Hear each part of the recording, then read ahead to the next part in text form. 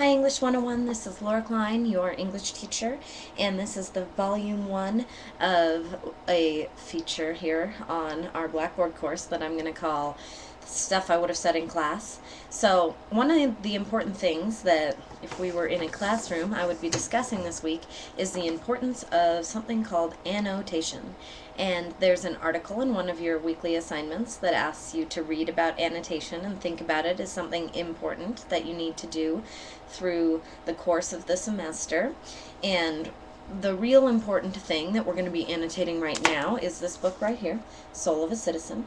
So Soul of a Citizen is a book that is about social activism. It's about getting involved in the community.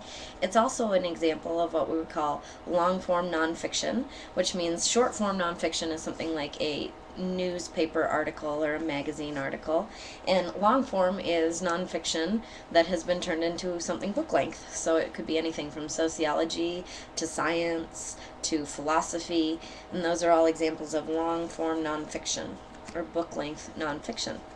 So you're getting the experience of reading something that's book length nonfiction, and you're also getting to participate in the reading process. And one of the things you need to know about this book is that you are going to eventually write about it.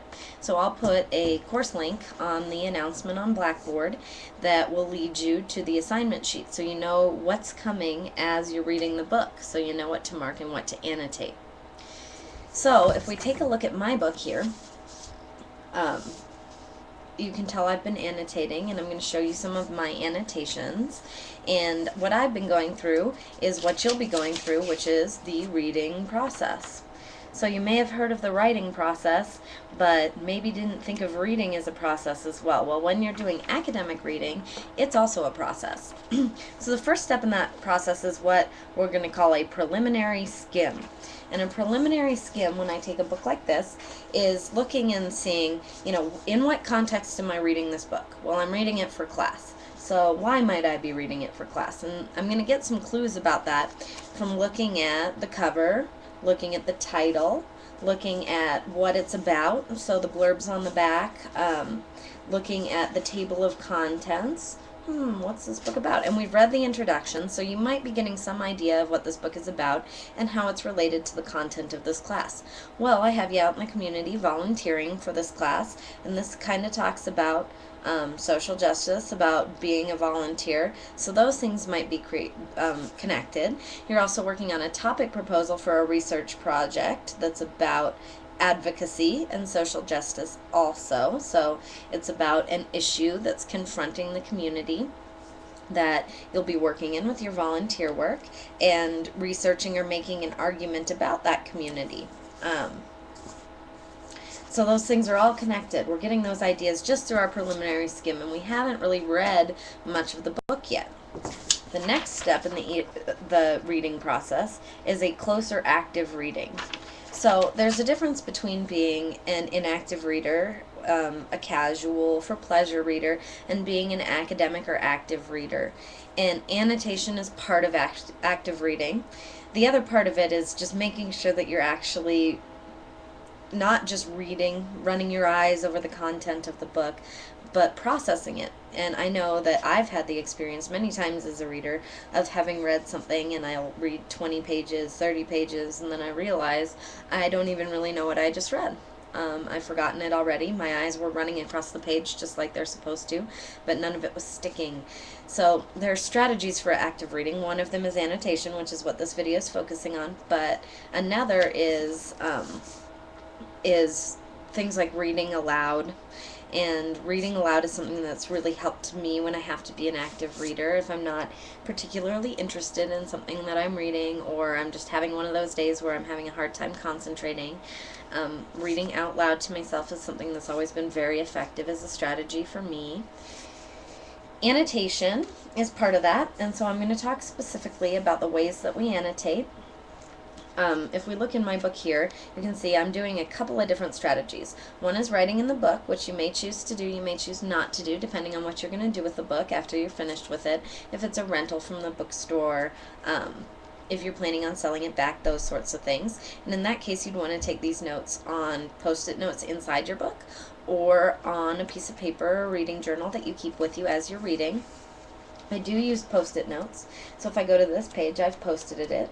And I've also written on the pages. If I didn't want to write on those pages, I could take my notes right here. I could use maybe a bigger post-it note, but I could take my notes right here on the post-it, knowing that I want to look at this page when I go back.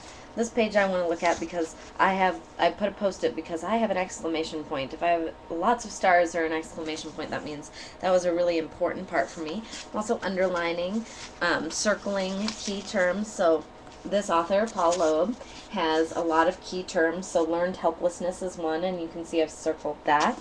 And I'm writing little notes to remind me of why I underlined something.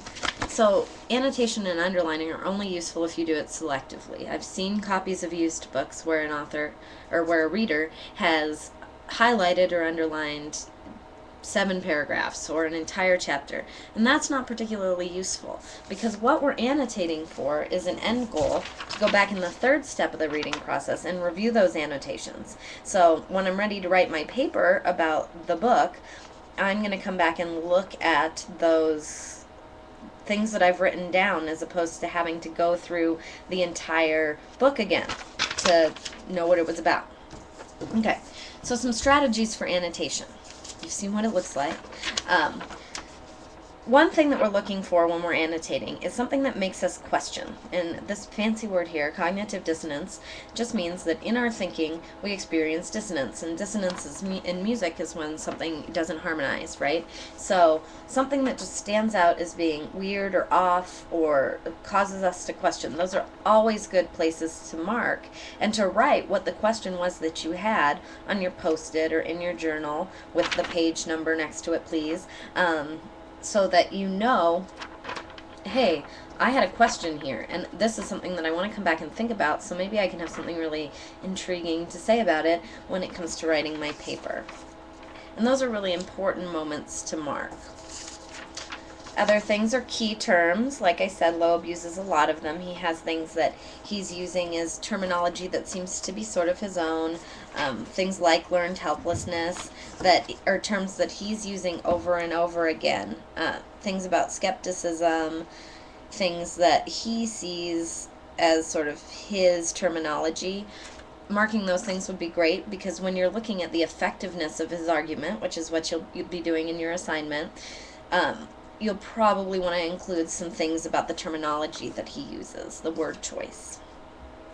So mark those. I find it's useful to circle those, but you can have your own. You could have a list just of key terms and their definitions in your journal. Other things you're looking for. So what you'll be doing eventually with this is writing a rhetorical analysis, which means that you are going to be analyzing the effectiveness of the author's argument. So what you're trying to do with this as an academic reader is not just having a gut reaction to it. Oh, I don't agree with that because it's not my political position, or oh, I really agree with that because it is my political position, or I just didn't like that example, something felt off about it. You've got to actually find the support in the writing for why it is or is not an effective argument, and it can't just be whether or not you personally agree or disagree with it. You have to figure out why. So some of the things you'll want to be looking for as you're reading to help you accomplish your task in the end are what is his argument? And we call that a thesis. In all your papers, your argument will also be expressed in a thesis statement. So what is the point? What is he trying to prove or get me to do or say or how to behave through this book? What is his argument? So when you feel like you are seeing clear expressions of that in individual chapters where he's making his point, those are really good places to write down or underline. You're also looking for how he supports that argument. Part of that is his tone, how does he sound, his word choice, and that's with key terms. Another part of it is with evidence or examples. Does he use anecdotes or stories? What kinds of stories? Are they making you feel a certain way? Are they logical examples? Are they emotional examples? Does he use facts and statistics or support from other authors? So one of the things I've been marking is whenever I see an example of the author using a quote from another source, I mark that. Oh, he's quoting a psychologist here. This is about a psychological study. If for different kinds of evidence, looking how that argument is building. So those are some things you should be looking for as well. And that's basically my lecture on annotation. I will also have some announcements and reminders at the bottom of this video in the Blackboard announcements, so take a look at those as well. And remember, if you have any questions, please contact me by email, come into my office hours, or call me during them. All right, have a great week.